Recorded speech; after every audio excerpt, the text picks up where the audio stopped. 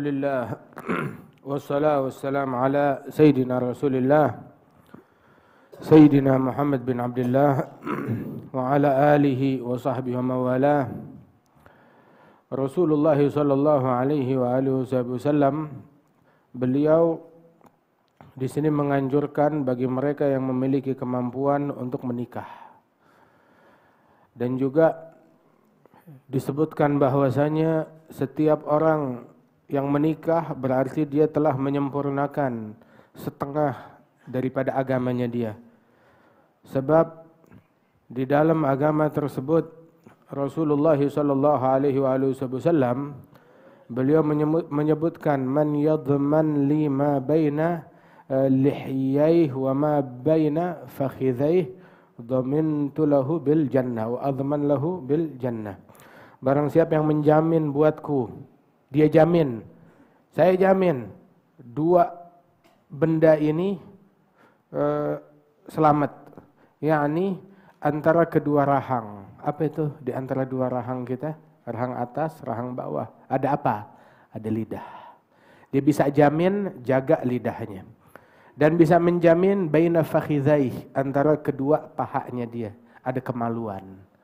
Barang siapa yang bisa menjamin lidahnya dan kemaluan, dua hal ini aja, saya jamin sorga, kata Rasulullah sallallahu alaihi wasallam. Kalau satu udah terjamin, udah setengah, tinggal yang setengah lagi. Nah itu makanya di antara hal yang paling ampuh untuk menjaga kemaluan adalah dengan menikah. Sebab dan kemaksiatan awalnya itu adalah dengan melihat, mata melihat, hati menginginkan, otak memikirkan, hati menginginkan, mendambakan, dan juga yusaddiqu dzalik aw yukadzibuhu al-farj. Kemaluan dia yang menentukan ACC, iya atau enggak jadi atau enggak jadi. Barang siapa yang udah menikah, maka otomatis selamat. Matanya juga selamat, otaknya juga selamat, kagak ngeres, ya, kemaluannya juga selamat dari hal yang diharamkan oleh Allah Subhanahu wa taala. Bahkan di dalam hadis itu apabila namanya kita manusia, ya, mata kita ini terkadang melihat, menatap tanpa disengaja, apalagi disengaja, melihat kepada hal-hal yang membangkitkan gairah, syahwat, dan nafsu seseorang. Maka apabila itu terjadi, faliyati ahlah, kata Rasulullah, maka datangilah, gaulilah pasangannya, istrinya. Fa inna ma'aha mithlal ladzi ma'aha. Begitu. Sebab di rumah juga memiliki sesuatu yang ente lihat di luar. Ikhlas. Sampai demikian diungkapkan oleh Rasulullah sallallahu alaihi wasallam. Sebagian syekh, sebagian masyayikh banyak menikah. Istrinya 3, 4. Masya Allah. Alhasil beberapa kawan-kawannya dia komplain. Begitu. Kawin mulu loh. Maka dijawab gini, ente sekarang pernah gak lagi ngerjain apa deh? Lagi sholat, lagi ngaji, lagi baca Quran, lagi dakwah, tahu-tahu kepikiran tentang lawan jenis. Bilang, iya, sering. Bilang, saya tidaklah terjadi hal yang demikian seumur hidup saya, sekalipun nggak pernah terjadi. Baru mau terlintas, kenapa? Langsung saya lampiaskan kepada yang halal. Sehingga saya masuk ke dalam ibadat, nggak ada di benak saya hal-hal yang sedemikian rupa, kata beliau. Sampai zakar al-Habib Ahmad bin Hasan atau ghairuh, sebagian para ulama tasawuf lagi ngumpul majlis, tahu-tahu lagi hadrah nih gasaid, dia tinggal. Begitu majlis sana bisa berjam-jam. Dia tinggal masuk ke dalam, keluar rambutnya udah basah. Bilang, Sampai beberapa orang dari teman-temannya ingkar kepada dia dalam hati. Ini ustadz, ini syekh nggak bisa nahan nafsunya, ya, nunggu majelis dulu kelarin majelis dulu, baru deh. Maka baru terlintas pikiran kayak begitu, dijawab, dikasyaf oleh beliau bahwasanya saya nggak mau tuh hadir majelis, otak saya kepikiran macam-macam. Nggak mau hadir sholat, otak saya kepikiran macam-macam. Udah tuntas pikiran begitu. Sehingga sebagian mungkirin, orang-orang yang ingkar kepada tasawuf, nggak demen sama ahli tasawuf, kepada para masyayikh mereka. Dia bilang, kenapa ente nggak demen sama mereka? Mereka tuh orang-orang ahli tasawuf, makan mulu, terus tidur mulu, terus kawin mulu.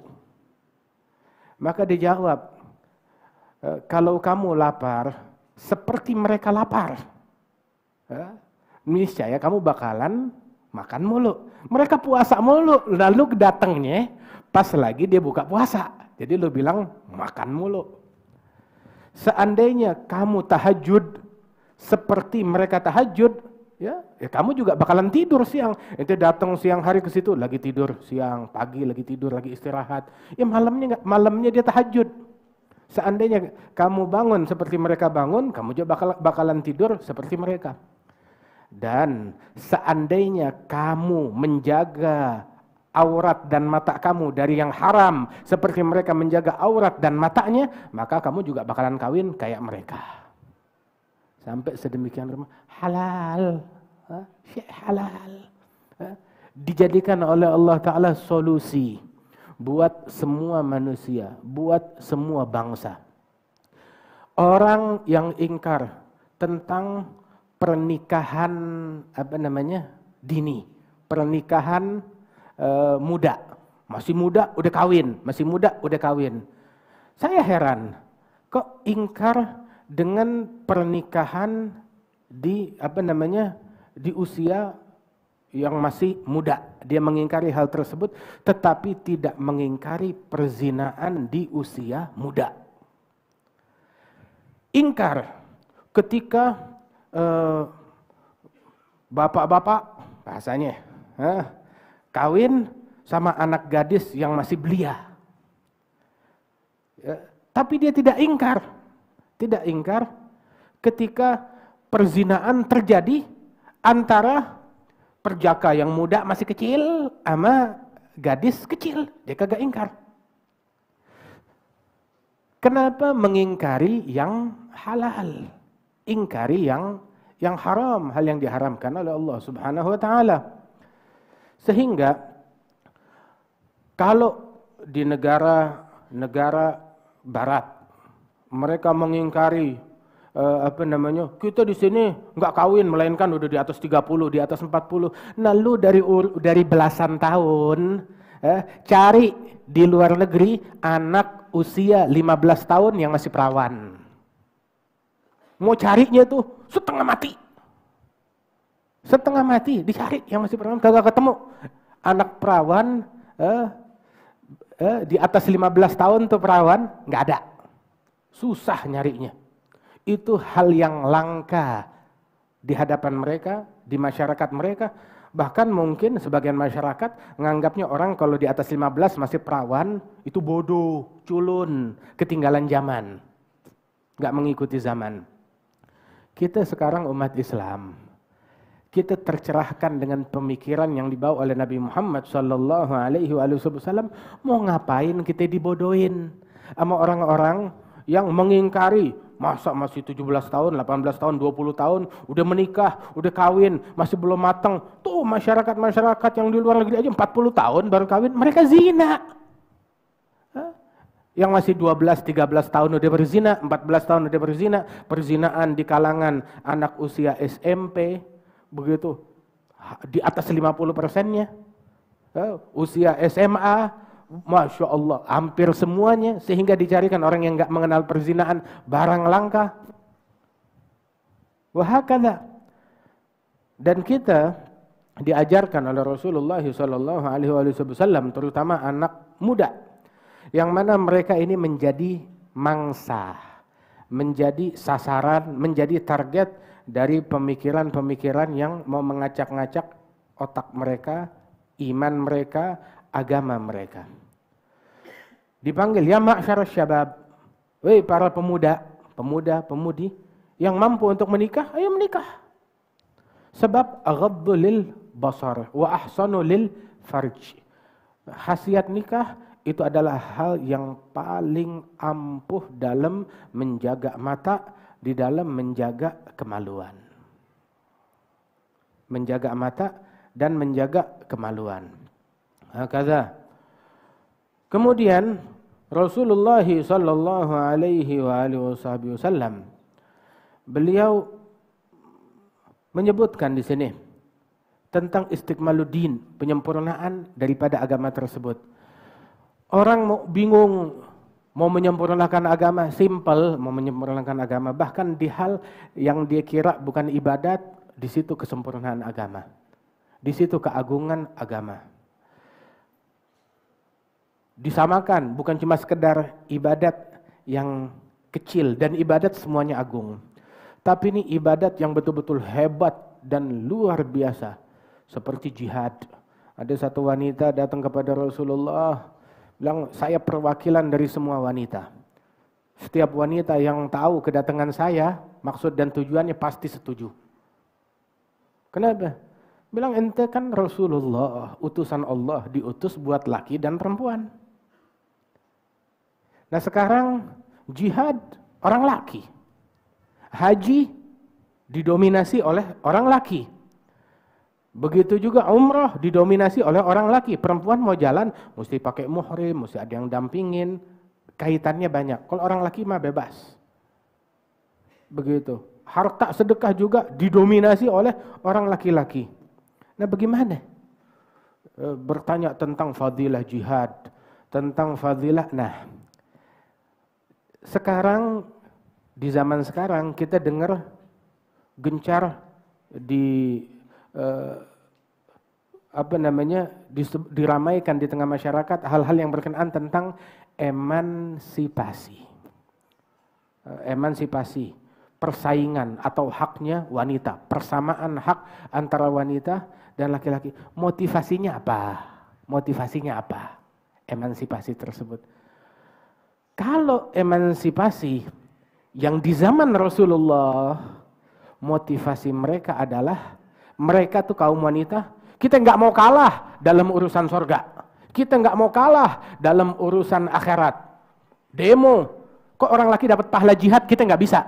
Orang laki dapat pahala haji, enak banget, kok kita nggak bisa. Mereka demo begitu. Tapi emansipasi orang sekarang, wanita sekarang, emansipasi mereka itu, urusan apa? Kotoran kebo urusannya. Kok dia dapat duit, saya kagak. Kok dia dapat lapangan pekerjaan, saya kagak. Kok dia jadi presiden, saya kagak. Kok dia jadi menteri, saya kagak. Kok dia dapat ini, dapat itu, saya kagak. Begitu. Dan hal yang macam begini banyaknya di mana tahu? Di luar negeri. Di luar negeri. Di negeri-negeri bahkan yang menggembar-gemborkan hak asasi wanita, emansipasi, begitu persamaan hak. Bukankah di situ ada diskriminasi terhadap kaum wanita bersumbernya dari negara kayak begitu? Dari negara yang macam begitu. Kita umat Islam punya ulama-ulama kaum wanita solihat yang gak sedikit, banyak. Disebutkan dalam kitab-kitab kita. Ya kan? Kita dalam Al-Quran punya satu surat namanya surat An-Nisa. Kita di dalam Al-Quran punya surat namanya surat Maryam. Disebutkan di dalam Al-Quran sosok-sosok di balik Nabi Musa. Ada berapa banyak wanita di balik Nabi Musa? Satu, ada ibunya yang diwahyukan oleh Allah Ta'ala, diilhamkan oleh Allah. Wa auhayna ila ummi Musa. Ummi Musa. Masya Allah. Terus ada ukhtu Musa. Galat ila ukhtihi gusih. Ikutin. itu Nabi Musa hanyutnya kemana? Punya peran kakaknya Nabi Musa yang perempuan. Terus ada lagi wanita di balik kehebatan Nabi Musa, Imra'at Fir'aun. Dia bilang kepada suaminya, la taqtuluh asa an yanfa'ana. Dia yang ngebisikin kepada Fir'aun, jangan bunuh. Ini bakal ngasih manfaat buat kita. Subhanallah. Kemudian ada lagi wanita, itu Banat Syuaib. Yang dibantuin, yang ditolongin oleh Nabi Musa, hingga Nabi Musa menikah kepada salah seorang mereka, sang adik. Menikah dengan sang adik, menjadi istrinya Nabi Musa. Oh Masya Allah. Kita dalam Islam nggak ada diskriminasi terhadap kaum wanita. Diskriminasi kepada kaum wanita di negara kalian, di pemerintahan kalian, di organisasi kalian, di kabinet kalian, di parlemen kalian. Diskriminasi terhadap kaum wanita. Sehingga banyak kantor-kantor di Amerika, di Eropa yang kaum wanitanya komplain, kita dilecehkan. Terjadi pelecehan di negara kalian sana bersumbernya. Teriak emansipasi terus pelecehan. Teriak emansipasi kemudian setelah gajinya nggak sama. Gajinya kagak sama. Begitu. Dan udah gitu kaum wanitanya mau aja dibodohin. Untuk dia menganggap persamaan hak, kemuliaan kaum wanita, kalau boleh buka-bukaan aurat, kalau desek-desekan sama kaum laki-laki. Kalau mau sama, kaum laki-laki ada yang jadi tukang, jadi kuli, kenapa ente nggak jadi tukang, nggak jadi kuli? Ini kagak. Oh, persamaan hak adalah orang laki boleh jadi imam, boleh ngimamin perempuan, perempuan boleh juga dong ngimamin laki-laki. Dibodohin kayak begitu. Tapi giliran urusan jadi kuli, enggak, kita wanita, ladies first. Dahulukan wanita, suruh wanita masuk duluan, masuk begini, segala macam. Pembodohan hal yang semacam begini. Ala kulli hal, kita punya syariat, kita punya agama, kita punya guru besar, Nabi besar Muhammad sallallahu alaihi wasallam, ya, yang ngajarin tentang bagaimana para pemuda menjaga aurat mereka dengan pernikahan sehingga terjaga matanya, terjaga auratnya dan kemuliaan di situ, dan dia atur apa kewajiban suami, apa kewajiban istri, apa haknya mereka, diajarin. Loh, kalau masih muda entar dia nggak ngerti tentang urusan hak suami dan istri, belajar. Nah sekarang dia internet bisa belajar, dia sekolah belajar ngetik, belajar komputer, belajar bahasa Inggris, terus belajar hak suami, belajar hak istri, nggak becus. Bisa belajar disiplin, baris berbaris. Bisa belajar disiplin, sekolah masuk pagi, pakai baju, pakai rok, pakai kaos kaki, pakai ikat pinggang, pakai ini, bisa belajar disiplin. Komitmen. Dengan dengan ekstrakurikuler, komitmen dengan ini, dengan organisasi ini itu, nggak diajarin komitmen dengan akdun nikah, itu yang diajarkan. Ajarin, bukan cuma sekedar nikah, cuma dia nggak belajar apa di dalamnya, apa yang menjadi hak, apa yang menjadi kewajiban, apa tarbiyah. Makanya ada banyak orang-orang ngeluh kepada Al-Habib Umar bin Hafidh dan juga kepada para ulama dahulu sebelumnya, terjadi banyak terjadi perceraian dalam pernikahan atau hubungan rumah tangga yang sudah nggak baik, udah nggak sehat. Soalnya di situ yang berjalan hukum setan, hukum nafsu, hukum hawa, sedangkan aturan Nabi Muhammad Sallallahu alaihi wasallam nggak berjalan di situ. Andaikan tiap orang yang mau menikah, laki-laki ataupun perempuan, mereka dibina terlebih dahulu, ikut daurah tentang pernikahan. Daurah tentang pernikahan, apa itu? Pendidikan kilat, pelajaran tentang pernikahan. Satu, yang ada di dalam kitab Habib Muhammad bin Salim Tazkirah Hadramiyah. Di situ diajarin haknya suami, haknya istri, apa tugasnya, apa perannya, apa keharusannya, dia mesti bagaimana. Diajarin, diatur. Jadi dia tahu suami bagaimana cara bersikap sebagai suami, yang suami mesti bagaimana. Ya. Bukan biar istri girang, enggak. Suami mesti bagaimana biar Nabi girang. Istri harus bersikap bagaimana? Bukan biar suami girang, enggak. Istri harus bersikap bagaimana biar Rasulullah girang. Lupakan ngegirangin besan, ngegirangin mempelai pria, mempelai wanita, ngegirangin tamu. Lupakan itu semua. Semua digirangin, sampai iblis, sampai setan. Semua digirangin, cuma Nabi yang dibikin sedih sama dia. Kalau bikin kawinan kayak begitu. Pikir, bagaimana peran saya sebagai suami, bagaimana biar Rasulullah girang. Saya dikasih peran sebagai istri, gimana caranya biar Rasulullah girang. Saya dikasih peran sebagai IO dalam pernikahan. Panitia yang ngatur, mengorganisir pernikahan. Gimana caranya? Saya mengatur, mengorganisir, bikin acara biar Rasulullah girang. Daurah pernikahan ya, berbicara tentang kewajiban suami, kewajiban istri, tugasnya mereka, bagaimana mendidik anak-anak, bagaimana bersikap, bagaimana tuh dalam daurah tersebut belajar sabar, belajar mengalah, belajar menerima kekurangan satu sama lain. Nah ini anak gadis kita dijejelin tontonan porno.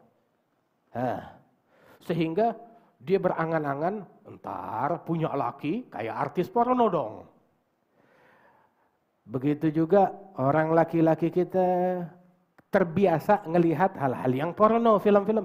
Hingga dia berpikir entar gue punya pasangan wanita kayak bintang porno juga. Kayak begitu. Tahu-tahu halo, Anda di alam nyata begitu, dapat suami begitu yang yang dapat bini juga yang alas, begitu, selamat datang di alam nyata. Syuf. Dan akhirnya masing-masing dapetin zong. Lah, begitu. Dia cuma disajikan setiap harinya kepada tontonan di barat, sekedar fantasi, halusinasi, begitu. Dikiranya kehidupan nyata kayak begitu. Ketika diterjunkan dalam kehidupan nyata, ya gue kawin sama manusia, nah lu kira lu kawin sama siapa selama ini? Dedemit tapi nanti kawinnya. Hakadha. Nah karena itu belajar, ngaji, belajar. Begitu. Terus juga belajar mau bikin acara kawinan kayak bagaimana. Mau bikin acara kawinan seperti apa. Apa prioritasnya, apa yang harus dia lakukan. Jangan ikut-ikutan sama artis. Jangan ikut-ikutan sama tokoh ini, tokoh itu, kagak. Ente gimana kalau ente jangan ikut-ikutan. Ikut beneran kepada Nabi Muhammad. Ikut beneran kepada Nabi Muhammad sallallahu alaihi wasallam. Lu bahagia, enak, senang, pernikahannya berkah dan langgeng. Tapi yang ikut-ikutan kayak begitu sama yang enggak bener. Coba lihat pernikahannya, gitu-gitu aja. Gitu-gitu aja. Terus jadi berkah? Enggak. Enggak jadi berkah pernikahannya tersebut. Na'udzubillahi min dzalik. Jadi pikir dari sekarang. Terus harus berani memulai. Wah, tapi kalau saya mulai begitu, dibully sama kerabat. Pertama yang bakal ngebully, kerabat ente sendiri. Dari sekarang anda ngomong.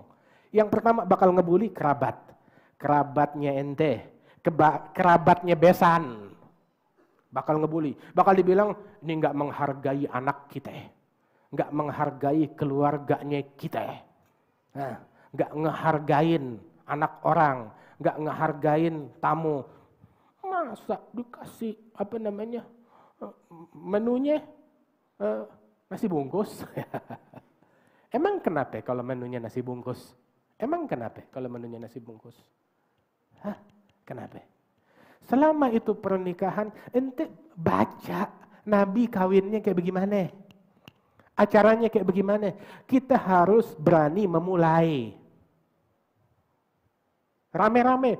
Kalau ente mulai sendirian, grogi. Ayo kita komitmen. Rame-rame kita mulai. Begitu. Ya. Kita mulai, rame-rame, bagaimana membuat pernikahan. Sebab orang sekarang bersaing, persaingan adu mewah. Coba siapa yang bersaing adu sederhana, kompetisi, siapa yang paling sederhana? Siapa yang pernikahannya paling paling khusyuk? Siapa yang pernikahannya maharnya paling berkah? Kata Rasulullah sallallahu alaihi wasallam, paling ringan dan paling berkah. Siapa? Ini kagak gaun pengantin cuma dipakai sekali, gitu. Pinjem aja, enggak mau, gengsi, aib. Mau nyewa gaun pengantin, minjem gaun, aib. Dia nggak tahu begitu. Maaf, nenek moyang kita nih, yang wali-wali itu, dulu kalau pada kawin, kalung minjem. Tahu gak hadithul ifk? Nah, kan di surat An-Nur tuh ada kisah dibawain sama Allah Ta'ala, hadithul ifk, propaganda yang digembar-gemborkan oleh kaum munafikin untuk memfitnah Siti Aisyah. Itu kejadiannya gara-gara apa? Siti Aisyah minjem kalung, diajak Nabi jalan, ikut safar. Terus nggak punya perhiasan, minjem kalung. Ya, minjem kalung sama madunya yang lain. Sama istri Nabi yang lain, lu kan nggak ikut, gue ngikut, pinjem kalungnya. Dipinjemin kalung. Kalung satu. Udah gitu tuh kalung hilang, jatuh. Tuh kalung kagak ketemu. Siti Aisyah nyari. Sampai tuh rombongan jalan, Siti Aisyah ketinggalan. Lagi nyari kalung. Tahu kalungnya di mana? Kedudukan sama onta. Masya Allah. Tapi kalau mau cerita hadithul ifk ini panjang urusannya. Panjang. Tapi istilahnya bagaimana? Nentuh. Pesta kawinan, enggak masalah. Gaun pinjeman. Kalung pinjeman. Perhiasan pinjeman. Yang penting bini bukan pinjeman, laki bukan pinjeman. Udah selesai. Yang lain semua pinjeman enggak jadi masalah. Nikmatin. Di Tarim, di Hadramaut, itu kalau acara perkawinan, jubahnya tuh ada jubah hijau, sampai sesapu tangannya, begitu. Ya. Itu pinjaman, udah gitu pinjaman bekas Habib ini, begitu sorban bekasnya ini. Nah itu kayaknya tuh ditaruh di satu tempat, jadi kalau ada yang mau kawin, pakai yang itu. Semuanya berkah, subhanallah. Lahir deh tuh keturunan yang datang ke Indonesia berdakwah, masya Allah berapa juta orang masuk Islam di tangan mereka. Nah, alhasil, Habib Ahmad tadi nanya, kenapa kok lambat banget kalau urusan pernikahan? Nah ini kita belum kelar satu hadis, bahasnya udah banyak, belum kelar. Begitu, udah gitu, baru asyik ngejelasin, tahu-tahu minggu depan insya Allah hatam. Sekalian hall ini, hall itu. Alhamdulillah. Ala kulli hal, yang penting hidup jalan terus, ya. Kita komitmen. Ayo, orang tuh kelihatan taat kepada Allah, taqwa kepada Allah Ta'ala bukan cuma di majelis, tetapi dalam acara pernikahan yang dia buat, dalam momen-momen penting yang dia laksanakan, yang dia lakukan, jalankan ketakwaan dan istiqamah dia kepada Allah Subhanahu wa Ta'ala. Terus tadi itu wanita itu nanya kepada Rasulullah, orang laki bisa jihad, orang laki bisa ini, kita nggak bisa, kaum wanita. Bagaimana?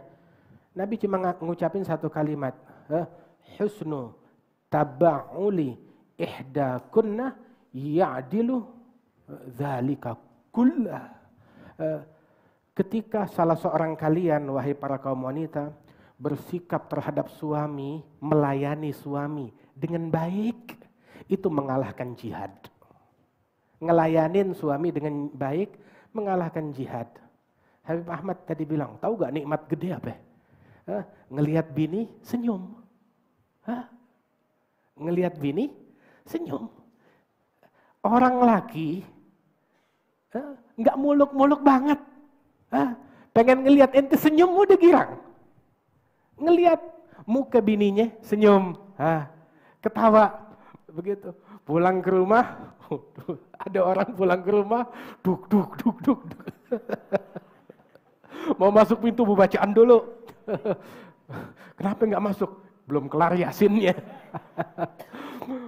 Dia baca wirid sakran dulu, sur, begitu dari ujung kepala sampai ujung kaki semuanya disurin. Bukan cuma 3 kali, 30 kali dia sur. Masya Allah.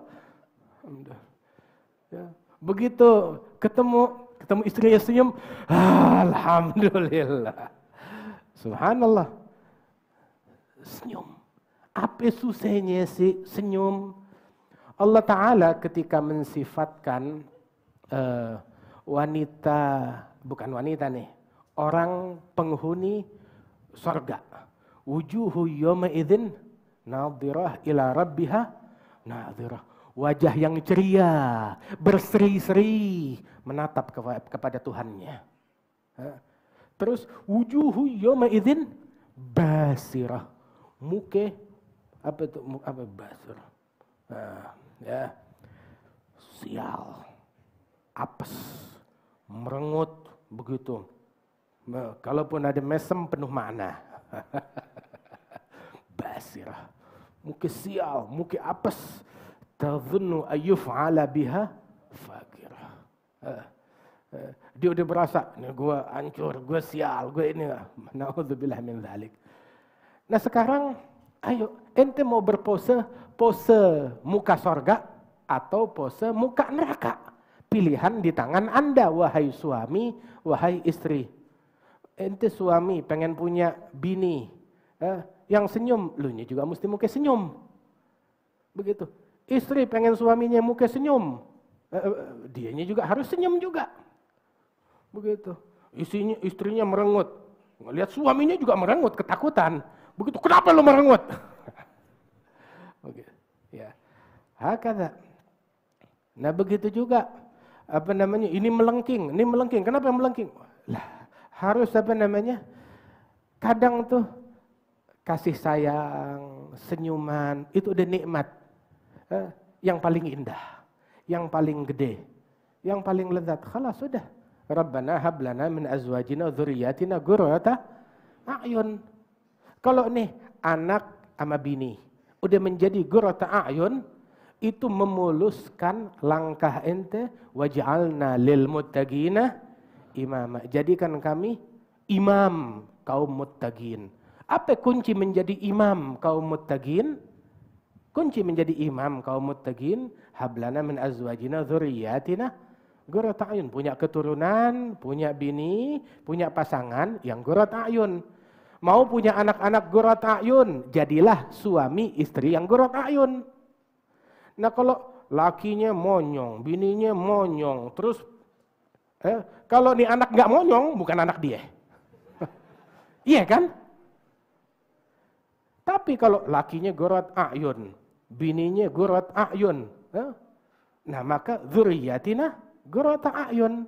Kalau udah begitu mulus deh, memuluskan jalan ente, waj'alna lil muttaqina imama. Terus manfaat nikah, jaga mata, jaga kemaluan, kemudian juga ntar punya keturunan yang membanggakan Nabi Muhammad SAW. Ya berawalnya dari pasangan yang membanggakan Rasulullah SAW. Dan membanggakan Nabi Muhammad kayak tadi kita bilang, bukan nunggu udah kawin 20 tahun baru terpikir saya mau ngebanggain Nabi Muhammad. Tapi mau ngebanggain Nabi Muhammad, bikin acara yang ngebanggain Nabi Muhammad. Bikin pesta yang ngebanggain Nabi Muhammad. Bikin resepsi yang ngebanggain Nabi Muhammad. Bukan yang ngebanggain setan. Tapi ngebanggain Rasulullah SAW. Terus bahkan di antara semua ibadat. Di antara semuanya ibadat. Itu yang paling afdal, sedekah paling afdal. Yang kita kasih kepada istri kita. Hatta ma taj'alu fi fim ra'atik. Kamu jadikan di mulut istrimu. Masya Allah. Disuapin. Begitu. Didulang istrinya. Ya salam. Hakada. Masya Allah. Hakada. Ya mudah-mudahan Allah Ta'ala berikan taufik. Allah Ta'ala berikan kita keberkahan. Dijadikan kita gurat a'yun. Pasangan kita gurat a'yun juga. Begitu. Anak-anak kita menjadi anak-anak yang gurat a'yun.